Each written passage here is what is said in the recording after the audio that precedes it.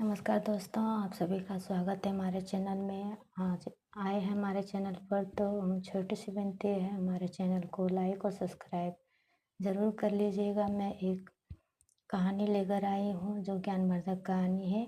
कहानी का नाम है राक्षस और राजकुमारी। तो चलिए सुनते हैं कहानी। बहुत समय पहले की बात है। किसी राज्य में एक राजा राज्य करता था। उस राजा की एक बेटी भी थी। उसका नाम राजा ने चांदनी रखा था, क्योंकि वह इतनी खूबसूरत थी जितना कि चांद, इसलिए राजा ने उसका नाम चांदनी रखा था। जब चांदनी छोटी सी थी तभी रानी को एक भयंकर बीमारी ने आकर घेर लिया था। राजा ने दूर दूर से बहुत से वैद्य हकीमों को बुलाया, लेकिन किसी के इलाज से भी रानी अच्छी नहीं हुई और एक दिन अचानक उसकी मृत्यु हो गई।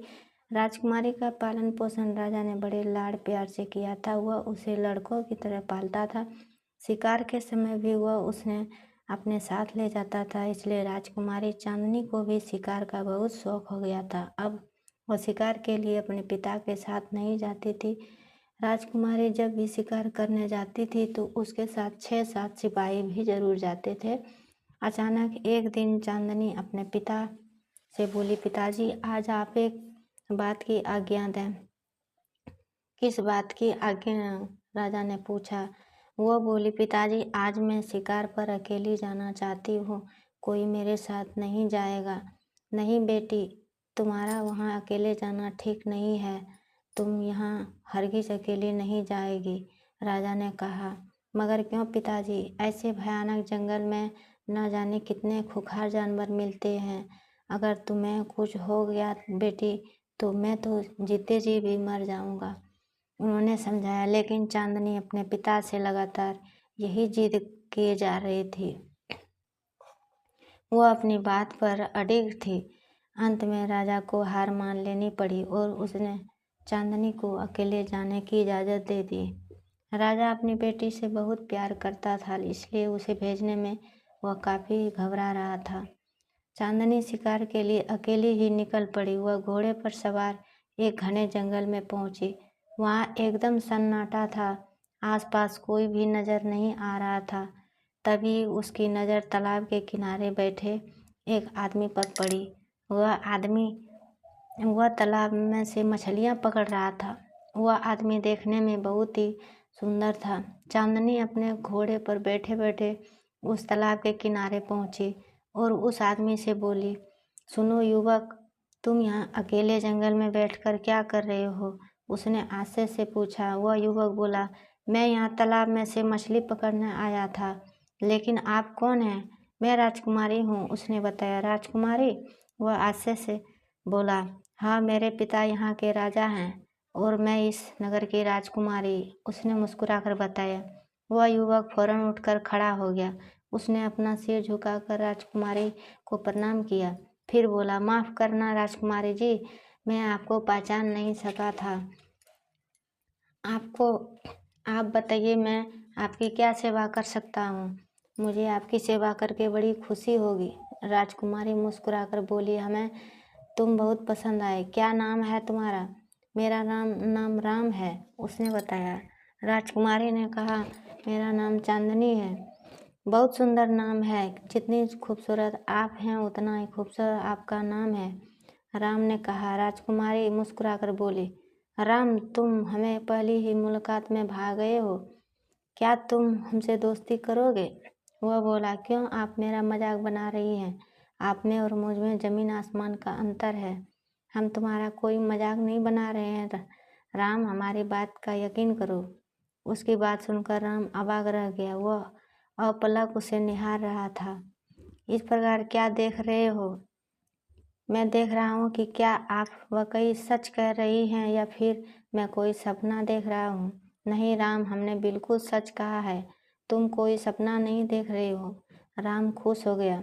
फिर राजकुमारी ने पूछा, वैसे राम, तुम करते क्या हो? क्या तुम हमें बताओगे? हाँ हाँ, क्यों नहीं राजकुमारी जी, फिलहाल तो मैं कुछ नहीं करता, इसी तरह खाली घूमता हूँ, उसने बताया। क्यों, क्या करूँ? हर जगह काम ढूंढने जाता हूँ, मगर मेरे लायक कोई काम मिलता ही नहीं है। तो फिर समझ लो कि आज से तुम्हारे काम की समस्या खत्म हो गई। वह बोली, वो कैसे? राजकुमारी ने बताया, राम, कल तुम हमारे राजमहल में काम के लिए आ जाना। हम तुम्हें अपने पिताजी से कहकर कोई काम जरूर दिलवा देंगे।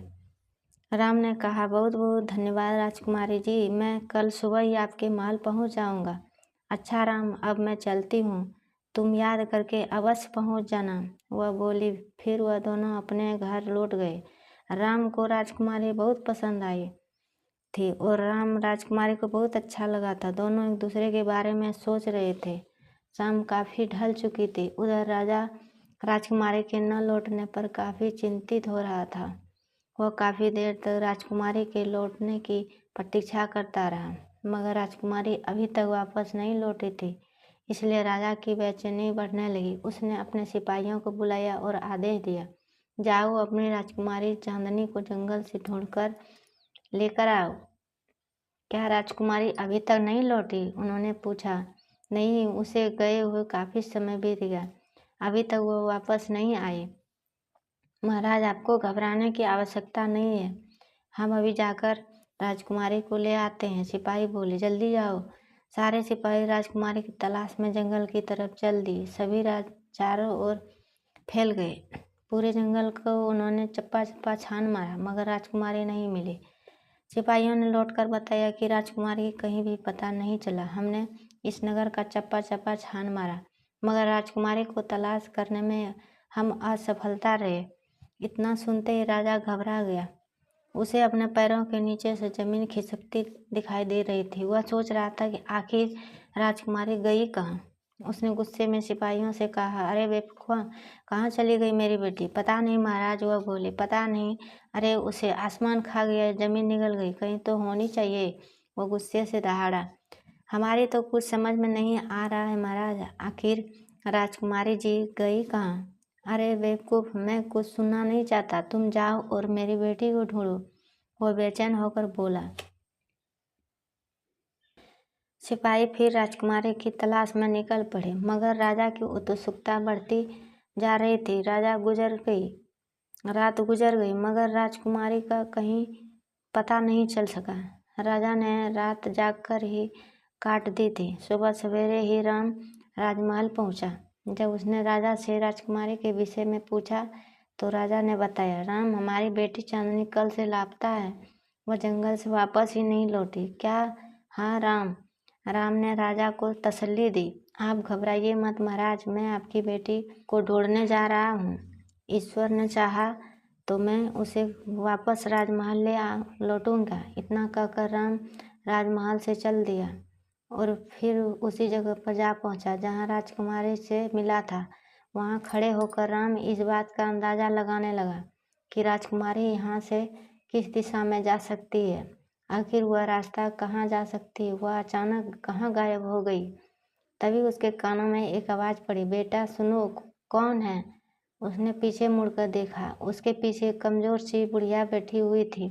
बेटा, जरा मेरी यह लाठी उठा दो, मैं कमजोरी की वजह से उठ नहीं पा रही हूँ, वह बोली। राम ने बुढ़िया को लाठी दे दी। बेटे, तुम कौन हो? बुढ़िया ने नम्रतापूर्वक पूछा। तुम मुझे कुछ परेशान से नजर आ रहे हो। हाँ अम्मा, क्या बात है, मुझे बताओ, उसने पूछा। राम ने उसने पूछने पर राजकुमारी के खो जाने की पूरी बात बता दी। बुढ़िया गौर से उसकी बात सुनती रही। बेटे, तुम चिंता मत करो, तुम्हारी सारी परेशानी हल हो जाएगी, उसने तसल्ली दी। मगर कैसे? बेटे, तुम यहाँ से सीधे चलते चलते चले जाना, वहाँ तुम्हें एक नदी दिखाई देगी। उस नदी में तुम एक अशरफ डाल देना, उस नदी में तुरंत एक पुल बन जाएगा। फिर तुम उस नदी को पार कर जाना। वहाँ जाकर तुम्हें राजकुमारी चांदनी का पता चल जाएगा। फिर बुढ़िया ने एक अशरफी निकालकर उसे दी। लेकिन तुम कौन हो? उसने हैरानी से पूछा। उसकी बात सुनकर बुढ़िया अपने असली रूप में आ गई। वह एक परी थी। मैं एक परी हूँ, उसने बताया।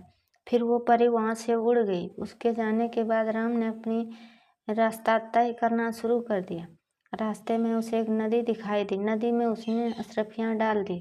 तो तुरंत एक पुल बन गया। राम ने उस नदी को पार करता हुआ आगे निकल गया। वहाँ जाकर उसने एक छोटा सा घर देखा। राम ने सोचा शायद राजकुमारी इसी घर में है। राम ने अंदर झांक कर देखा तो राजकुमारी उसी घर में एक पलंग पर बैठी हुई थी। राम को देखते हुए भागते हुए उसके पास आई और उसने बताया, राम, मुझे यहाँ एक राक्षस ने कैद कर रखा है। वो राक्षस अभी तो सो रहा है। उसकी जान एक चिड़िया में है। तुम चाहो तो उसको मार सकते हो। फिर राजकुमारी उस चिड़िया का पिंजरा ले आई। रामू ने उस चिड़िया की गर्दन मरोड़ दी। चिड़िया वहीं तड़प कर मर गई। उसके मरते ही राक्षस भी मर गया। फिर राम राजकुमारी को लेकर महल की ओर लौट गया। राजा वहां उनकी प्रतीक्षा कर रहा था। अपनी बेटी को देखते ही राजा ने उसे गले लगा लिया। फिर उसने राजा को पूरी कहानी सुनाई। फिर राजकुमारी का विवाह राजा ने राम के साथ कर दिया। राम और चांदनी इस विवाह से बहुत खुश थे। अब वह सुखमय जीवन गुजारने लगे।